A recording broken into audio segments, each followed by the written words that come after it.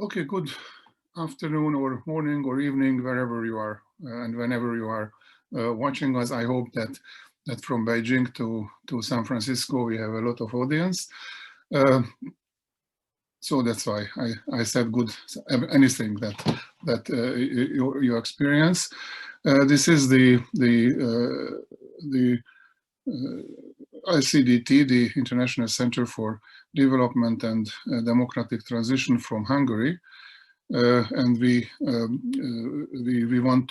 have actually started a series of these kinds of talks on interesting issues. This is our second one, and we dedicate this to something that I'm sure is interesting for everybody who is interested in the world, which is we will discuss the not so new president's Joe Biden's foreign policy. What is it? What can we expect? What can we do? I mean, especially Tomáš and I, but also Damon as an American to improve it. So that will be our discussion, and I want to introduce the two participants. There is hardly any need to introduce. That's always being said, but in this case, it happens to be true. Damon Wilson, the outgoing executive vice president of the American, the Atlantic Council of the United States. That's the name, right?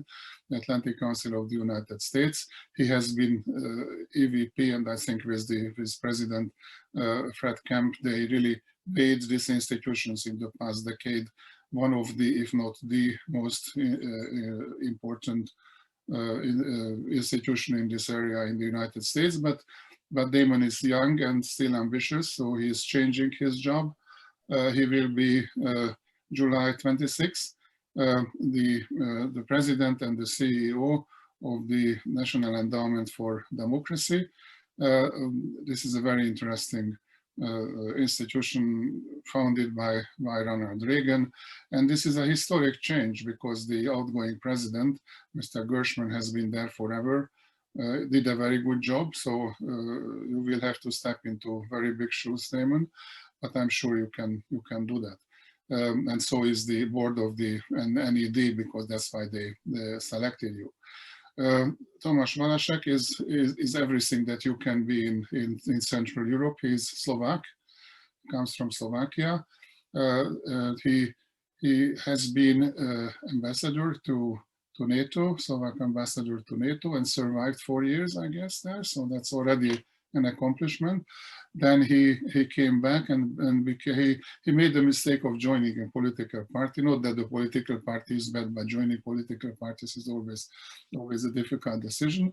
He was then chairman of the Foreign Relations Committee, and for a very principled reason, and that's very rare in Central Europe, that he had a reason of principle to resign, but he still remains one of the most influential actors in the NGO area, and we have all learned that there is big difference between power and influence, and you can have a lot of power in government, but you can have more influence outside government. So that's we are trying to exercise. And we also have the chance, which we don't have really inside the government, to give advice to the American president this time. I hope he is listening and watching our discussion, because he can learn a lot, but if he is not, then we will send notes to him that it is being recorded, so he can do it if he doesn't do that now. So we start with Damon Wilson. We are talking about American foreign policy, and of course Europeans know American foreign policy always better than Americans, but just for the sake of courtesy, we start with an American, Damon Wilson. In his private capacity, so not in his capacity as outgoing or incoming whatsoever. Damon, let me ask a question. We are all happy, not all, but most of all are happy to have Joe Biden in the White House. For many, it is a real happiness. For many, it's an ABT situation, and it's anybody but Trump. So my question is Joe Biden Trump too, or is he Obama 2, or is he Joe Biden 1? István, thank you very much. It's a pleasure to be with you. I'm here because of you, my respect for you, István, and the work of the ICDT, as well as the respect for my colleague, Tomáš Valášek. You have been terrific friends and partners in common cause over the year. Unfortunately, President Biden, well, not unfortunately, I think he is now en route to Europe. So I doubt he's watching our broadcast. But you asked right at the top about President Biden, this trip to Europe. This is Joe Biden. This is not a follow-on to Trump. This is not an extension of the Obama administration. This is new. This is unique. And to be honest, Joe Biden is on track to and has an opportunity to be a transformational American president. This trip sort of kicks off the opening salvo of the international agenda. Look, we've got to recognize reality. Joe Biden leads a divided country, leads a divided Congress. He is a cautious pragmatist. That defines him. 4-decade-long record of centrism in our country. And yet, he has an opportunity to be a transformational president, in part because of he's following on President Trump and the extraordinary contrast with America First under President Trump, and the exceptional reception that our allies and partners will welcome with that change of rhetoric and change of policy that we will see as he lands in Europe. But it's much deeper than that. It's because of the shifts in the geopolitical landscape, and some shifts unfavorable to the United States, the implications for democracies worldwide, the implications for America's role in the world, that this cannot be status quo maintenance, just picking up where we left off. This is about something new and about the future. This president gets that, his team gets that. And to an outsider, it might be not clear yet, but the strategy has been pretty clear if you listen closely. Renewal at home is part of how we prepare ourselves to rally allies and partners for global common cause. And that's the American strategy you see playing out. This is in some respects a modest individual, a modest president, but his ambitions are monumental. His campaign was about fighting for the soul of America, restoring moral leadership. He defined this period as an global inflection point where the defining challenge of our time is democracies versus autocracies. And he is led with a legislative agenda that is breathtaking in its scope, not comparable to anything we've seen since President Franklin Delano Roosevelt. The task that we're going to see on this trip and in the coming months and years is President Biden able to do something different, to model a new form, a new model of American leadership in the world, and a world that is more reluctant to follow the United States because of the pendulum shift in our politics, because of the sense of wanting to hedge after they've seen what happened over the past 4 years, and the understanding that that is a force to be reckoned with in the United States. But what we're going to see play out, and is playing out, first, can he restore the power of our example? Solve the pandemic, get the economy moving. Look at what our Congress just did, a major vote on investing in science and technology to compete with China, to get this country moving in a way that it's fixing itself at home to compete with China globally. And then second, can we forge a new model of global leadership where this is neither lead from the behind, nor is it the bullying and blustering that we've seen in the past as well.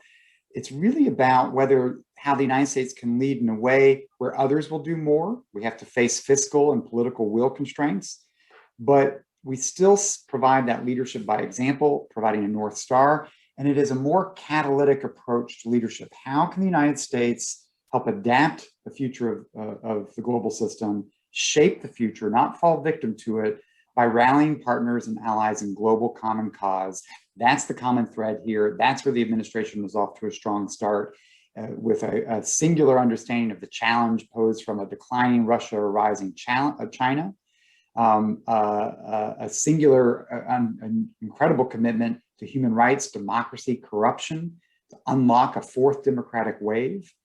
But what is new here, and I'll end here, István, we've got to figure out how the United States leads in a way where we welcome our allies as more equal partners. We listen to their ideas. We consult with them in advance on the big ideas. We forge strategies together. and we share ownership of both the problems and the solutions. And I think that's what we're going to see begin to play out on this significant trip to the G7, NATO, EU. With that, I'll hand it back to you, István. Thank you very much. Mr. Europe, what do you think? Well, I'm literally rewriting my notes as I'm listening to Damon, because he has made many of the points that I planned to make. An example, they were very much thinking alike. Spent too much time together, Damon. But I'm so glad he made the obvious point that Joe Biden is, of course, going to be different from Obama or Clinton, if you want to go sort of leapfrog the Republicans and go to the Democrats that we like in Europe. For the obvious reasons that the world moves on, I have made a list of things that will be new on his agenda that Barack Obama either barely dealt with or never even dreamt of. Things that are irretrievably broken and things that are old. Just to give an example, some of the things where he will hopefully go back to the Barack Obama days is obviously on climate change. That's one subject where we, most of us in Europe, we're not, of course, completely of one voice, but most of us are ready to tango. Issues that are broken and where there is really no going back.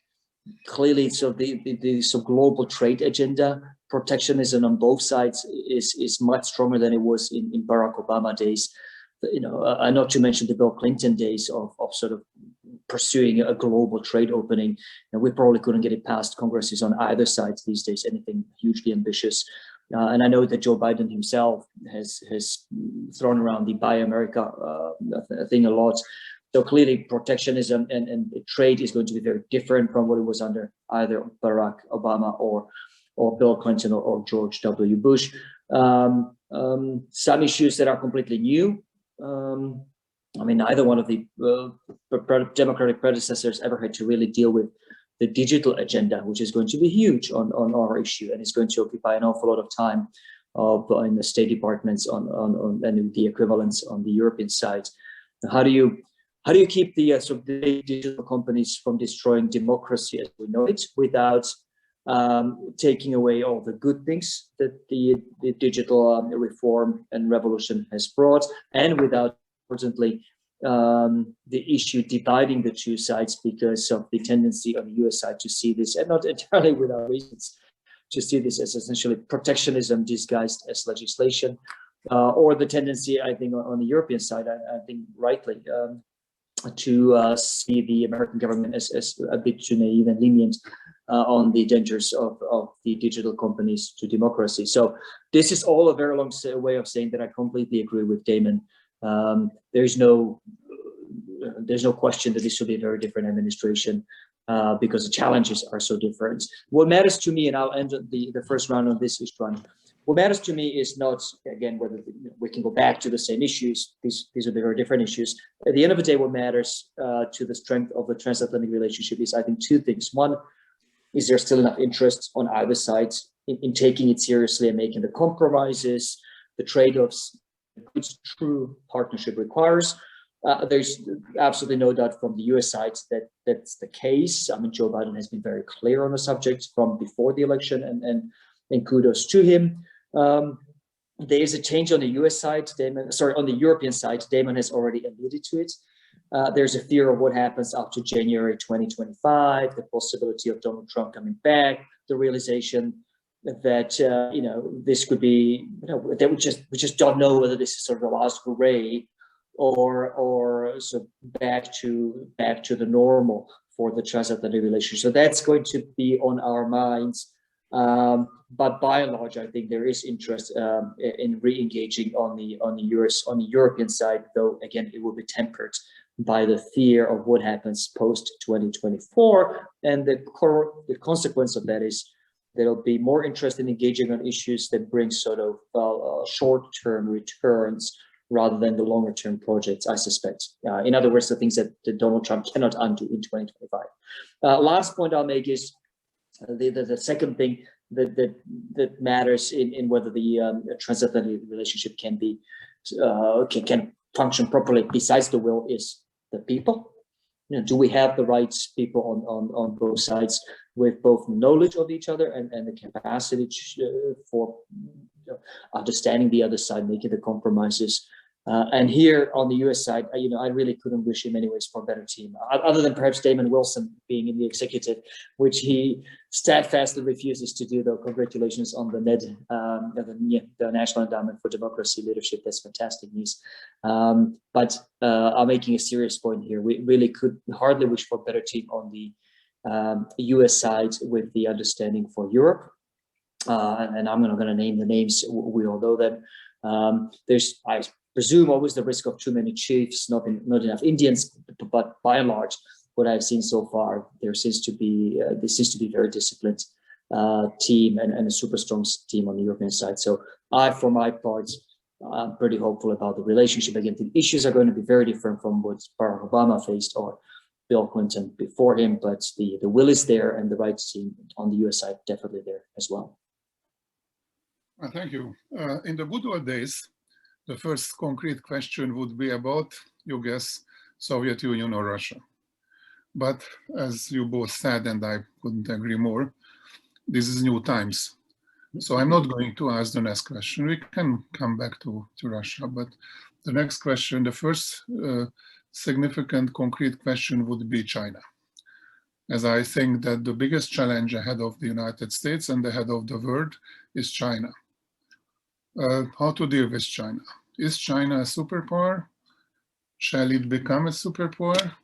Should we work to prevent it from becoming a superpower, or should we accept as a fact that China is or soon will become a superpower? What does it mean for the United States? Damon.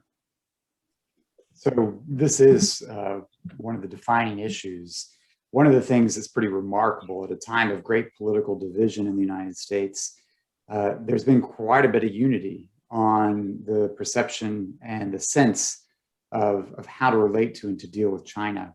The strategy that Lieutenant General McMaster and Nadia Shadlow helped develop under the Trump administration really captured a moment across the aisle of the great power competition, but singularly the rise of China and what that means. And so what you're seeing in the United States is we're working through this to come to grips with this. What does this mean?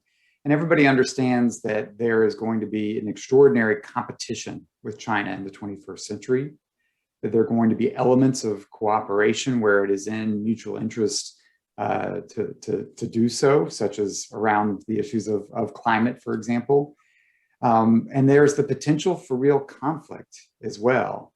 And so you see a wholesale revamping of what's happening here in the United States that is getting our house in order, being able to compete more effectively, recognizing we've got to get things modernized, the economy, all that.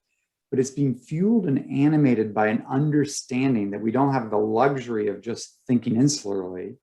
We have the challenge of having to do that in a global competition with an authoritarian regime like China. And that is what is helping to fuel some of the extraordinary investments, support that we may see emerge from infrastructure to the legislation we saw pass this week in the Senate with bipartisan support on science and technology investments of unprecedented amounts. It is squarely focused on the challenge of China. It's why you've seen China emerge as a most significant topic of conversation with our European friends and allies, why it's been part of the NATO communiques, why it is part of these conversations, is that this is a global systemic challenge to the rules-based order, the values and the norms, the institutions, and that we need to have global common cause in dealing with this. And so the reversal of the Biden administration, the Trump administration took this head on, but it took it head on in a way that undermined its strongest hand, which was coming to the table with a host of allies and partners to have greater leverage, greater negotiating leverage vis-a-vis Beijing. The Biden administration understands that we need actually a common approach with our allies, with our partners, whether in Europe, whether in Asia, whether new partners like India, others in Latin America and Africa, that we must work with to think through how do we actually come to grips with China, which is an extraordinary challenge to our norms and our values. So you're going to see this play out in a complicated way. We've seen it start off already at the administration. It will fuel Americans getting their house in order at home, making the right investments we need to compete, which is a good thing. It will unify us on that.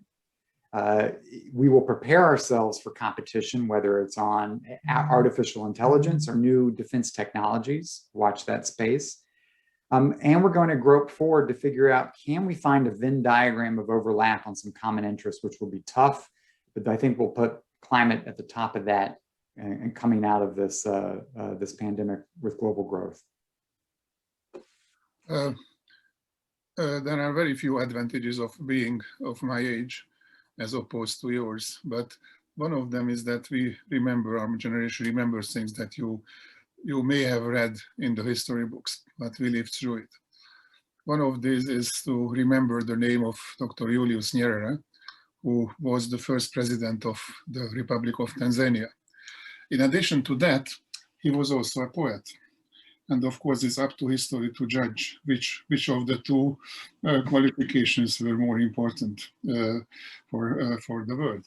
But Mr. Nyerere wrote as a poet that it doesn't make a big difference for the grass whether elephants dance on it or make love on it. Is Europe the grass between two elephants, Tomáš? Not really anymore. I mean, the thing that Donald Trump has obscured and his own policy on China and the pursuit of both sort of hardline in a hope of some sort of a massive breakthrough, that's grabbed all the headlines. But underneath all of that, an equally potentially more significant change has happened, which is sort of a European awakening to the new reality with China. Damon and you, István, of course, will follow this.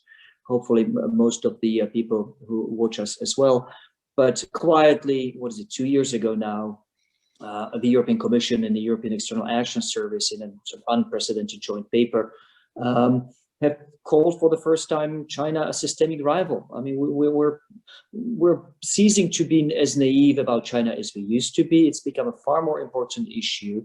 This is, again, to support both Damon's and mine point that Joe Biden's transatlantic agenda will be very different from Barack Obama's, because in the meantime, while Donald Trump was in the office, China has grown with regards to Europe from a bit of a bit player. It wasn't as dominant on our agenda as it should be, to a country that just managed to bankrupt Montenegro in many ways, a country that's an EU partner and very important to us. So the importance of China and the recognition that China matters in Europe has grown an awful lot under Donald Trump, and a sense that China isn't going to be just a source of investment, but also a systemic rival has also grown. In fact, so much so that many of the Europeans I have spoken to on China during the Donald Trump days were in fact frustrated with Donald Trump's unwillingness to pursue a joint approach to sort of opening China up to economic opportunities and investments from the West, be it Europe or the United States. There was a real chagrin in many parts of Europe, in many European capitals, that Donald Trump chose to pursue his China policy, not just separately from Europe, but also in many ways at the expense of Europe. There was an element to the trade deal that he was working on, that they didn't just aim to at trade opening with China, but also trade redirection away from Europe, China to US China. So true to his lifelong philosophy, Donald Trump played Europe or viewed Europe as in zero-sum terms when it came to China. But that's all a long way of making the point that I think that István, hopefully we won't be the mice. I think we're ready to work with the American elephants on China, because our own analysis of what China represents, both in terms of opportunities and dangers, has converged by our own US and European over the last few years in a great deal. And of course, we're still divided, and I see you grinning, because of course some European countries, not to mention your own, István, the one you know best, have a very different view on China from the rest of the EU. So, of course, whatever cooperation we set out to pursue with regard to China will be limited by the fact that in foreign policy terms, we Europeans some of us tend to march off in different directions. There is also the reality that we cannot agree on qualified majority voting, meaning lessening the power of those outliers in EU foreign policy. But I think there's a far greater opportunity for collaboration on China that's in front of Joe Biden, collaboration with Europe, than there ever was before Barack Obama, because I think the analysis has quietly but significantly converged during the Donald Trump years. And I say so, before you point out, István, I say so with the full knowledge that we Europeans ourselves have shot ourselves in the foot right after the elections, before Joe Biden's arrival to the office, by agreeing the investment pact with China and not waiting for the United States, a decision that I think was a mistake, and I've said so openly and publicly. If we are serious, as we say we are, about collaborating with the United States on greater trade opening in China and on holding China more to on its human rights records and getting it to take climate change seriously and all that, we should have waited for Joe Biden with the investment agreement.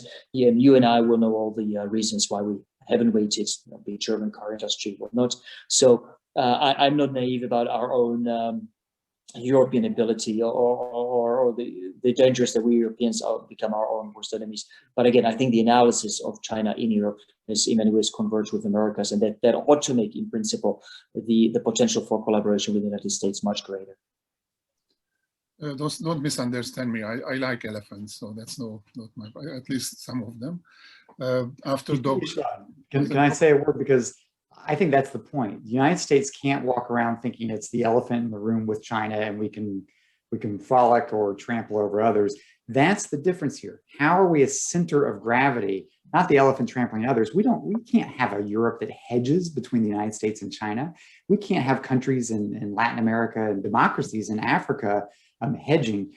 We need to help be a center of gravity and make it okay to work together to have common approaches to China, where it's not all confrontational, but we are trying to tip the balance in favor of more open societies, more open economies.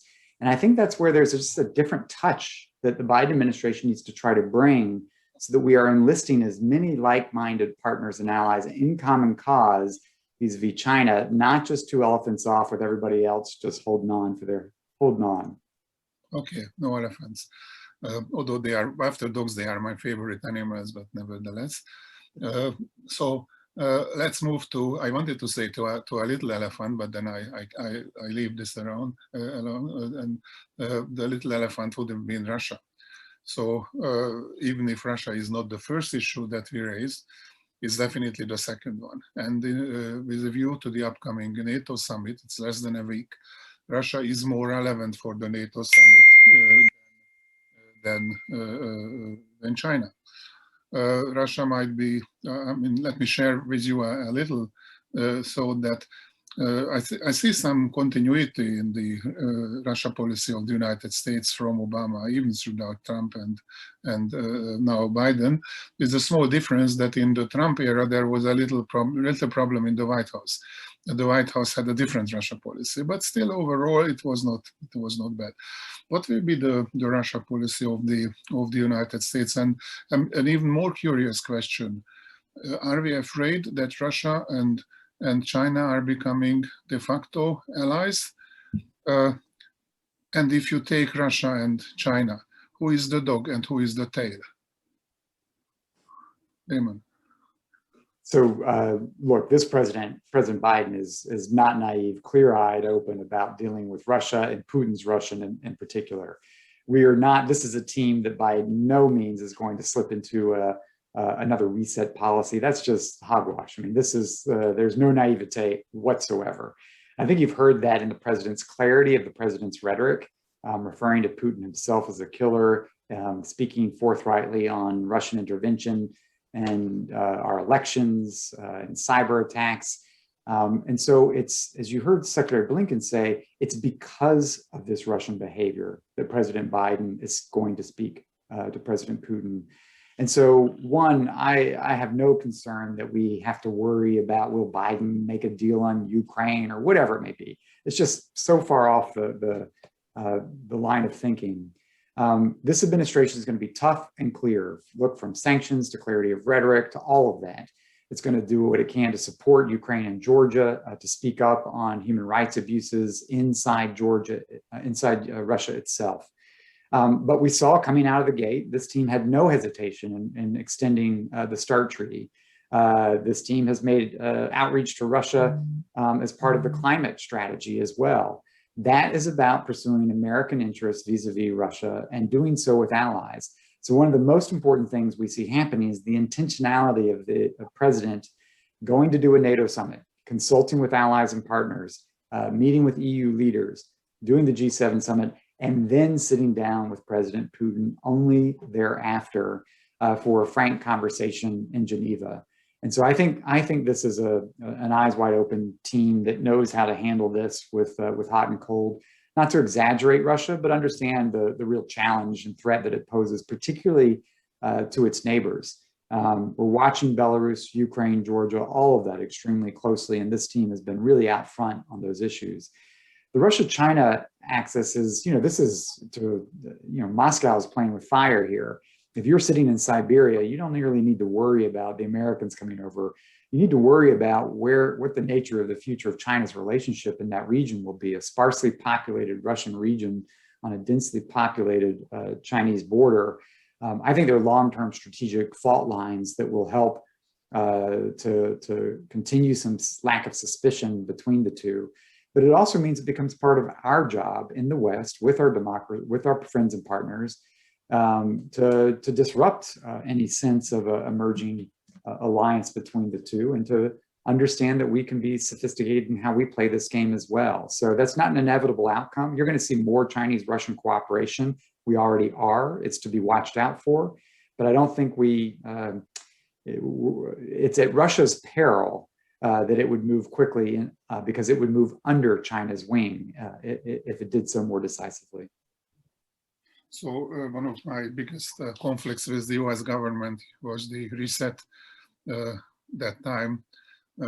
So I don't have to be afraid of a new reset button emerging. Great. No reset button emerging, none whatsoever. It could emerge in Moscow.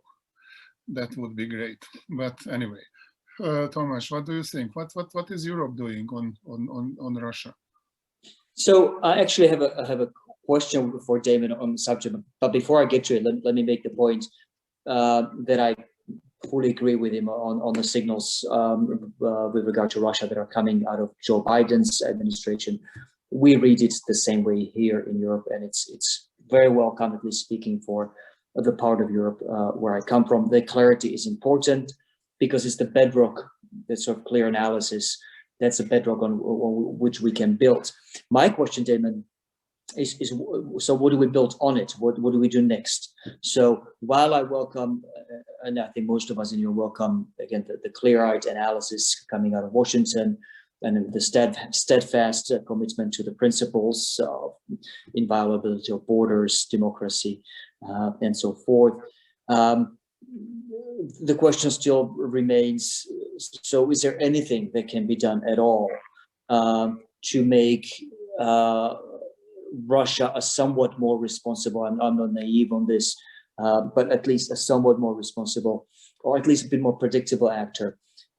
This is a Damon, that's where my question is aiming at, the possibility of an arms control reversal. And what we've had for the past 2 decades in many ways is, again, with the exception of New START, which you have mentioned, is by and large a disappearance of most of the treaties that have underpinned the strategic stability in Europe, whether it's INF, ABM, or of course, more recently, Open Skies. Now, I'm conscious of the reasons why they have disappeared.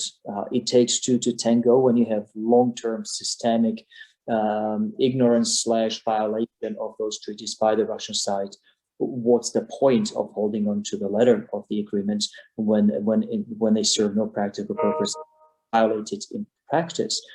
But what's the thinking, Damon, on the US side? So is what you see, what you get now, what you see now is what you get? I mean, in terms of, is there nothing that can be done to bring a bit more predictability to the Europe's eastern frontier? Because speaking for not playing to the character here, but with a Hungarian and a Slovak on screen, the obvious question is, Can anything be done, for example, on the eastern border to give us a bit more visibility, a bit more predictability in situations such as the Russian buildup on the borders with Ukraine, when you all of a sudden ask in 100,000 Russian troops materializing? We used to have some sort of predictability on this thanks to the CFE, and a bit more visibility on this thanks to the Open Skies Treaty. Both those are now essentially dead. So is there any thinking in Washington? And what's the sense in Washington now? They're dead, they're buried. There's a good reason they're buried, because Russia has showed no interest, and therefore we're bound to basically march on without any treaties that give us the visibility and transparency that we used to have. Or can anything be done to bring some of it back? What's the thinking, Damon, there? So maybe 3 points here. I think it's important to remember, first of all, that it's not necessarily in Putin's interest to have a predictable, stable relationship with the West, because he understands the power dynamic. He understands the differential. He needs that unpredictability combined with his nuclear arsenal to remain a relevant actor and player. I mean, István, after all, started with China and only came to Russia. The Kremlin is all too aware of that. But so what you're seeing the administration do is, first things first, the basics. Our alliance is unified. The messaging coming out of this NATO summit, the commitment to Article 5, the clarity of commitment to the principles that underpin a Europe whole and free, even the concept of a Europe whole and free coming off the tongue of a President Biden. These are first principles where there was ambiguity and confusion that could lead to real brinksmanship and potential dangers, totally eliminated. So what you're going to see is that predictability and that clarity from the American side. No ifs, ands, or buts, no caveats. This is an alliance that's committed to defend each other, and we're not fooling around here. And I think that message is important. That message of unity and solidarity coming out of the NATO summit this time is very important to set the scene. Second, you've seen an administration actually looking to complicate and outflank a little bit, because what just happened this week, on the eve of a meeting with President Putin, Joe Biden expanded on his campaign promises to underscore that corruption is a national security issue and will be treated as such. And so this is really a pretty fundamental change about how we structure our intelligence, our financial services, our whole mentality around managing corruption as a national security instrument, belatedly recognizing that corruption has been a national security tool for Russia for decades. It's how it can manipulate Ukraine. It's how it can penetrate our own societies. And so Biden, 10 days out from meeting Putin, lays a square marker on this and lays down the marker. This is going to be different. And so a sanctions approach that targets the oligarchs around Putin, that begins to look at his financial holdings, that understands the reason why Navalny has been so popular and powerful is you just have to watch the palace video, the video of Putin's palace, to understand the outrage that this can produce in Russia. This is now a national security priority and intelligence collection priority in a way that it really hadn't been quite at that level before. And there are going to be downstream implications from that. That is about also leverage on the part of the United States. Now you've got a team in office that also understands sort of these arms control arrangements. Victoria Nuland was our negotiator on CFE. They understand open skies, INF, all this. And I think you're going to see a strong commitment to wanting to have some predictability, both transparency on conventional forces and conventional force buildups, as well as on non-strategic nuclear weapons, which is a real dark space and dangerous space for European security today. That's not going to be easy, because the ambiguity, the opaqueness is a little bit where Russia finds its own threatening intimidation and leverage, source of leverage. And so I think that's going to be a tough row to hoe, but this is a team that will try to take it on, but they don't start there. They start by resetting the table in a way that solidifies the fundamentals, unifies our alliance, and begins to build some additional leverage that the Americans have when they sit down at the table across the table from their Russian counterparts. Everybody's mind, there is always a question that I always wanted to ask but never dared. And I didn't want to ask this question originally because I want to maintain with my good friend relations with the incoming democracy Tsar of the United States. But I've got this question from the audience. It's coming from a very remote country, a country that must not be named in this context, but I want to ask the question. How do you reconcile the need to recognize and to help install China as a superpower with the quest for democratic change in the world? Because China might not be, I don't think it's a communist country, but it's not a democratic country either. So how do you reconcile these two tasks, Damon? I didn't quite understand the first part of it. How do you reconcile accepting China as a superpower with our commitment to the spread of democracy? Is that what you said? I use the operative word installing because I think the United States should be helpful, but okay, good. Accepting is also a good word if you want to weaken my question or his question or her question. I don't know, because the name comes from a language that I cannot differentiate between male and female by the name. So look, first of all, we've got to recognize the rise of China. That's not something that the United States installs China as a superpower. That's bogus. I mean, this is a recognition of the extraordinary growth and change in China. One, in that we thought we could be partners of and helping, the West has facilitated China's rise by opening markets, by liberalizing access to markets for Chinese goods, Chinese workers, has led to an incredible transformation. One of the best public goods has been hundreds of millions of people emerging from poverty into the middle class. And that's been the story of capitalism in China. And that's good for many individuals in China. But what we've seen is it's been coupled with an actually worsening and tightening of political repression and control, a tightening of authority around the Communist Party, but even more dangerously, a tightening of control around Xi Jinping. In many respects, he's undermined, I think, China's stability by questioning the natural turnover and transition point that become accepted as a legitimate transition process inside the Chinese Communist Party, to now put himself in the driver's seat. And I think it makes China both more dangerous and vulnerable. So we have to recognize that. And we have to recognize it in part because we were a little bit late to the game and understanding what the implications were for economics and what it meant. We were sort of naive about that. That's why you've seen this reconciling with how do we think about supply chains? How do we think about 5G and artificial intelligence? We're moving fast on that front after a late start by recognizing reality, not installing China, recognizing China as a reality of a major global player with an extraordinarily strong growing economy that's investing heavily in both soft power tools, which we call sharp power tools because of how they're used, as well as that actual hard power. At the same time, this is precisely why we don't back away. We don't back away from our democratic convictions. I think it's really important, first of all, that we show that we don't need Chinese propaganda, Russian propaganda to face our problems. Look at what the United States has been going through, other Western democracies. We are grappling, we are arguing, we are having these struggles from Black Lives Matter to the protest movements here last year, debates around our election. We don't need Russians and Chinese to tell us what's wrong here. This is the American process of self-correction, of debate. It's messy, it's sloppy, it's democracy in action.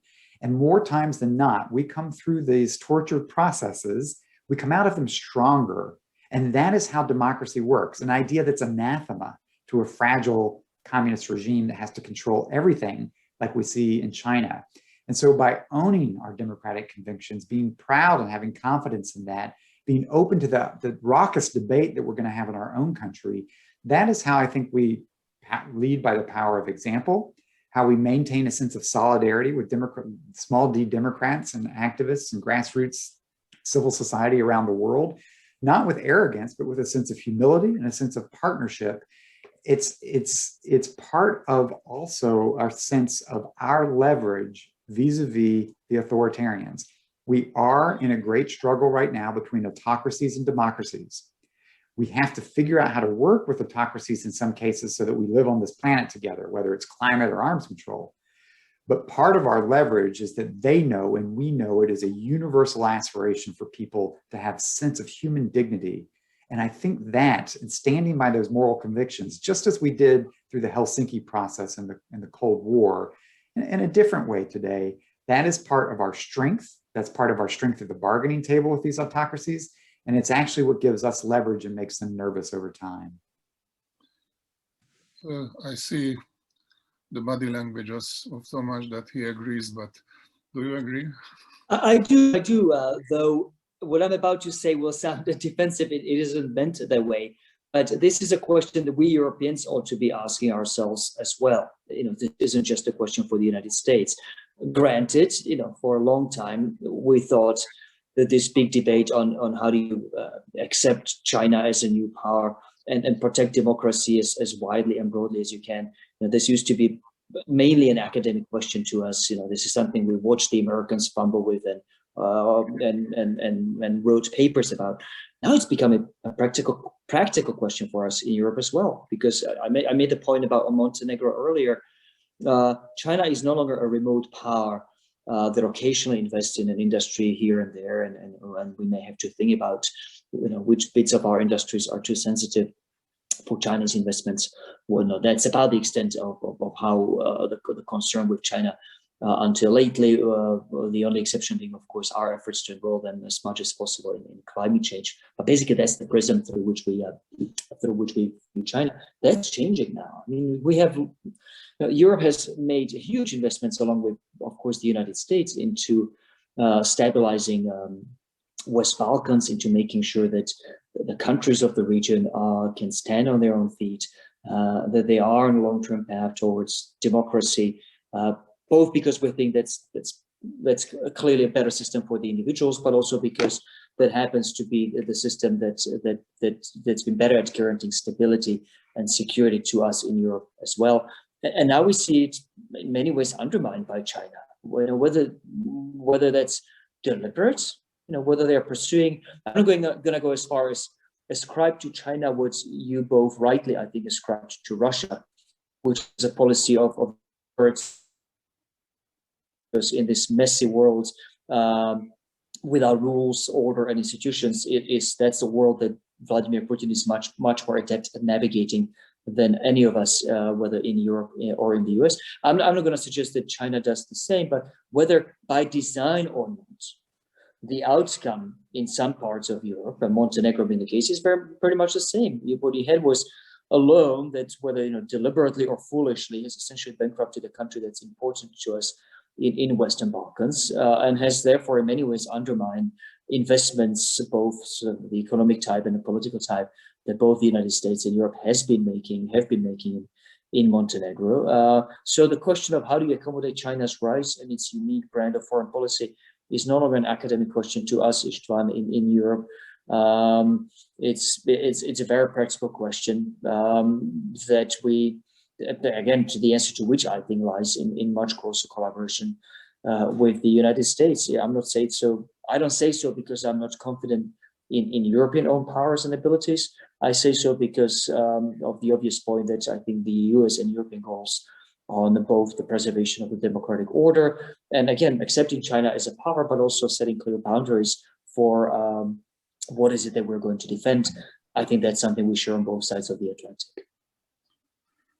Thank you very much. I'm very sorry to cut short this discussion. We could go on and on and on, and at some point somebody has to accept the very unpopular role to put an end to even such an interesting discussion. But I can really promise that in a few months' time we will come back, the same 2 people, 3 people if I may count myself in, and confront what we have said now with what will have happened 6 months from now, let's say. So, oh, no. I hope that it could be a short discussion, suggesting that we were right in everything that we had, and that's what I suppose. But we really need to put an end. There are still questions coming in from the audience, but which is very good. But we will try to answer them in writing if you empower me to do it also in your name. Thanks very much for being with us.